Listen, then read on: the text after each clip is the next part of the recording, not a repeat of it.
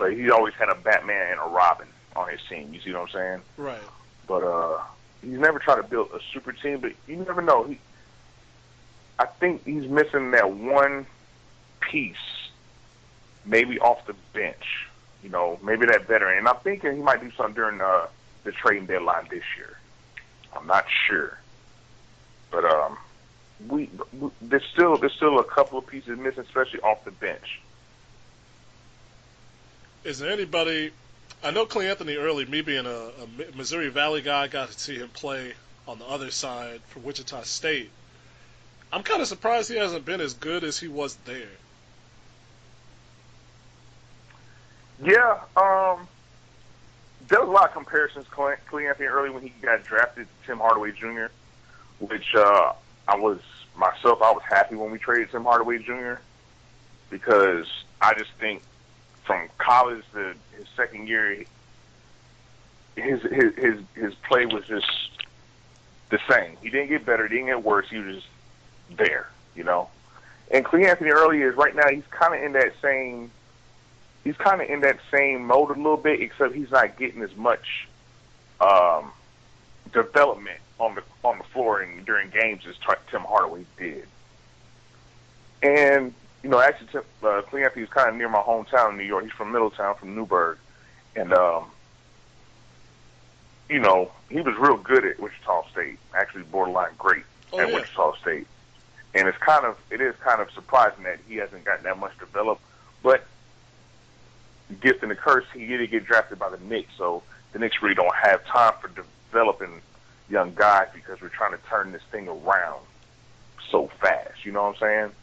So it's kind of gift and the curse for him. But I hope he does. You know, I'm kind of rooting for Clay Anthony early. No, me too. Because like I said, I watched him play in person. I was at Bradley, he was at Wichita State, and he killed us. You know, straight out, I'll say it. He killed us. But definitely, you don't want to see a talent like that lose his way in the NBA. Absolutely. Real quick, could you give any comment on this whole Derek Fisher, Matt Barnes thing that went over in the summer? Man, okay. I don't think it has. I guess, you know, during training camp, of course, you know, Derek Fisher flew out to California to supposedly see his kids or whatever who lived out in California at the time. And I guess, you know, him and Matt Barnes' ex-wife is having a relationship. Turns out that somebody supposedly texted Matt Barnes while he was at training camp, because Memphis had training camp in Santa Monica, I believe it was. About 90 miles. He left training camp and just drove straight to the house. Right. Then I heard it was a little scuffle. You know, no charges were filed or nothing like that. But you know, it was just weird because the next day I saw on my phone, because you know I had to keep up with the Knicks Twitter, that right. Derek Fisher was missing practice for personal reasons. Then a couple of days later, the story comes out. I don't think it has nothing. It's not affecting the team or nothing like that. It just felt like it was weird, right, and kind of bad timing. You know, because one thing the Knicks don't need is a distraction while trying to rebuild this new image or whatever. You know, as you know, a lot of the fans are saying, trying to build the culture or rebuild the culture of the Knicks. Right. So, all right, I don't think it's. Go ahead, man. Yeah, I don't think it's a huge distraction. No, I didn't think so either. It was just such a weird story, and you being the Knicks guy that I know, I wanted to see what your thoughts on it were. Not even a take, just like how it made you feel when you heard about it. I mean, I was just like, you know, hey, if it's your ex-wife, Derek is going through a divorce or is divorced. I mean, it is what it is, Matt Barnes. I mean, you just had a video talking about how you was going out with Rihanna, right? And then a couple of days later, and then the next day she said it was not true. So why are you tripping on somebody is messing with your ex-wife? I mean, but it's Matt Barnes, man. You know, he's had. I don't know. I guess VH1 does that to you. I don't know. Oh man. I don't know. All right, just out to the NBA on the whole. Like you said, we brought up the East has 10 teams with records above 500. After years of being the team, you know, everybody would say, "Oh, if this team was in the East, they would have made the playoffs." The Suns, the the Grizzlies, I think, one year were in there, and now the East Right. is markedly better than the West. Do you think it'll finish that way? Will this trend continue, or is there just kind of something in the water this year? I think the East has been mediocre for the past 3-4 years. You know, we have at least two teams in the past 3-4 years below 500 to make the playoffs, and I just think it's starting to balance out. I don't think it'll continue to stay this way, honestly, and I don't think the East is nowhere as good as the West. That's just my personal opinion. Okay. Especially like last night, I actually went to the game when Golden State was here in town last night. Right. And they put on a show. And I'm telling you, guys in the West are going to be battling just to probably try to avoid Golden State. Right. You know? And with it in the East, guys are just battling just to get in the playoffs. So I think the West is far more competitive than the East. But, you know, it's kind of early. Like I said, it's early December. Too early to tell. But we got 10 teams above 500 in the East. I personally don't think it's going to stay that way. Fair enough. And it looks like, you know, Miami is one of the teams that people are looking at. Dwayne Wade is playing the best he's played in a long time. Yes, he is. I'm not sure if it's sustainable because I haven't seen him like a full game yet. Mm-hmm. I was just surprised. I knew they had Justice Winslow, they had Dragic, but I was and Whiteside, of course. But I was surprised to see Wade make this kind of comeback that he's made.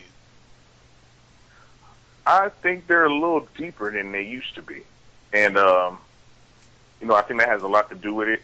I always said I think Miami is probably going to be that one team in the East that's going to compete with Cleveland, or probably like overtake Cleveland in the East, if so, just because of you know, what they did in free agency and, you know, the draft pick. They got Winslow, they got Joe Green, who's playing great for them lately.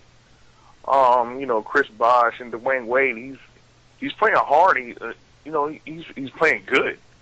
Now, how durable he's going to be, like in February, March time frame, we have to wait and see. But, you know, I mean, they missed the playoffs like one game last year, and that was, you know, without a healthy Chris Bosh. Right. I mean, without a healthy Chris Bosh with the blood clots, glad he's doing better. But, I mean, we'll see. But I think Miami's going to be the top, the class of the East. Okay.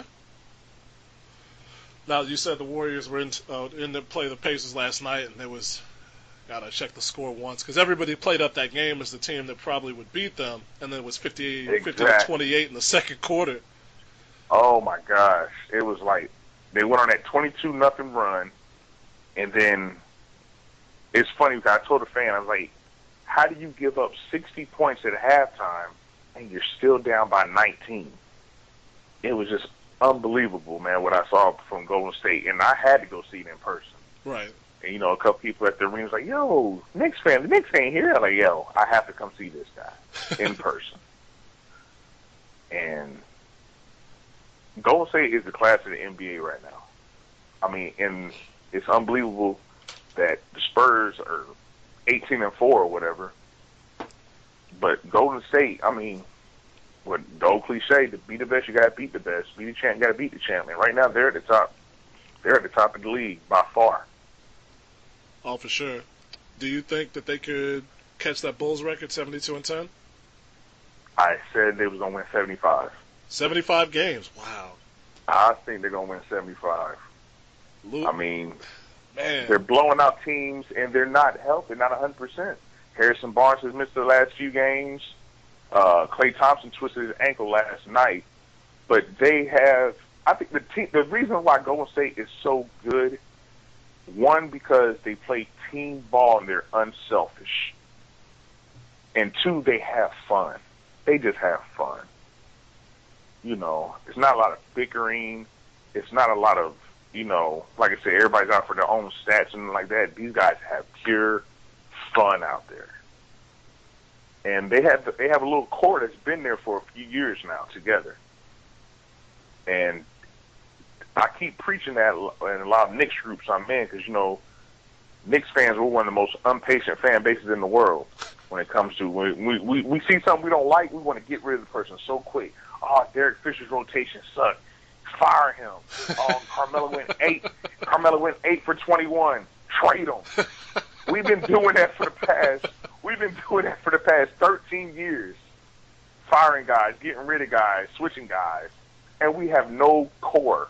Carmelo is the only person on the team right now who was there during that 54-win season we had 3 years ago. 3 years ago. Right. And he's the only person there.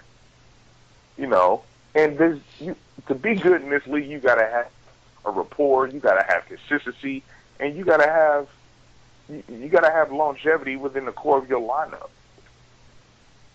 And when you keep firing guys and switching guys, you're basically rebuilding every time you do that. And that's why the Knicks have been garbage for years.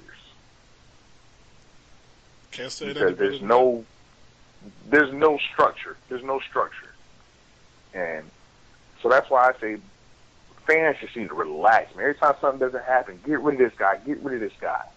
Okay, you get rid of Fisher, who you want to bring in? You trade Carmelo, who you gonna want? And I'm so sick of these trade rumors with Carmelo. Carmelo has a no trade clause.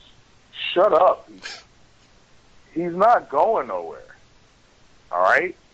Because in February of 2010, when he was here, everybody was throwing pom-poms, throwing confetti and everything. You knew what you was getting when Carmelo Anthony came to the Knicks. You knew you was getting a score-first guy and a banker. I'm so tired of people comparing him to LeBron James. Carmelo Anthony and LeBron James are two different basketball players. All right?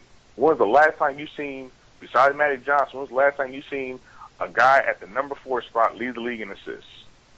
Carmelo is not going to lead the league in assists. He's a power forward. Shut up. So, I mean, Knicks fans, we're the most bipolar fan base in the league. I couldn't say it any better than that, man. One last thing. On your first video, the first video that put this whole Angry Knicks thing on the map, you said right at the end, and excuse my language for anybody who's out there listening, Patrick Ewing and Jeff Van Gundy, if they ever ask you to come back, pull out your dick and piss on them. Patrick's with the Hornets right now. The Hornets are doing all right, but will the Knicks bring Patrick Ewing back to coach in any capacity? It's a shame that he has never got a call to come back. I don't know if him and James Dolan are still beefing. I have no idea. But it is a crying shame that we have seen Patrick Ewing in a couple of different NBA benches as an assistant coach around the league, and he has not been called up by the New York. Like I said in that video, that's almost been put out 2 years ago today, or 2 years ago this month. Herb Williams was on the bench. Herb Williams, and we can't. Patrick Ewing? No, it's a shame. It is a shame. He could help Porzingis out. Right. He could help Kevin Serafin out. Footwork, 15-foot jumpers. Why isn't Patrick Ewing an assistant coach? You know what, Pat? We love you. Do what you're doing in Charlotte. Because if that was the case, we would have had Patrick Ewing back in New York. We love him. You see every time he comes on a road game, every time out, we show a clip of him. We're yelling his name. Patrick Ewing is the most beloved Knick to ever put on the uniform. Wow. Hey, that's a lot of Knicks to come through, man. Bernard King, Willis Reed, Patrick Ewing is the most beloved Knick. And we can't even call him any. I mean, we brought Isaiah Thomas back twice in New York. That's true. And he buried us 6 feet deep at one time. You know? That was rough, man. That was rough. And we can't call Patrick Ewing? Stop it. All right, man. I appreciate the time. As always, hope to get you back on in the future. Hopefully, definitely talk about the Knicks in the playoff hunt the next time I come through. Anything else you want to say? Oh, man, no. Hey, thanks for reaching out, man. Had a blast, man. Anytime, brother. Anytime, man. More than welcome to do it again. Go Knicks, man. Knicks fan base, man. Just be patient. We're going to be okay. we're going to be okay. Let's stop trying to get rid of